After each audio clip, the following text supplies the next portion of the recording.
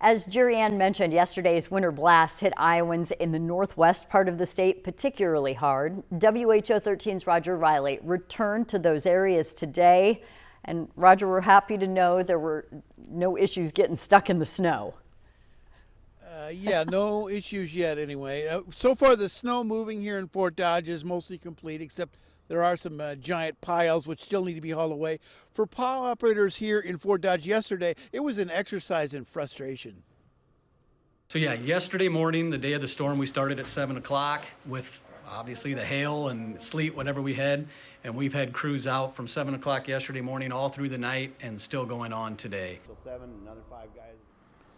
So the residential areas were all plowed on the first pass. By 10:30 this morning, there was some cleanup work yet to do downtown, and some of those commercial plow trucks were still around clearing snow around town. Now, the blizzard yesterday found an already shorthanded police department here scrambling, all hands on deck. Even Chief Dennis Quinn, he and his crew helped me get out of a tough spot. I got stuck right in the middle of a busy intersection on the east side.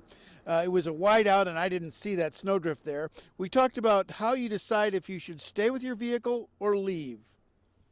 Well, it's going to come down to what you feel safe with. Obviously, for us, what it comes down to is it's hard because tow trucks were working, call to call yesterday. So trying to get one there to necessarily get you out would have been difficult.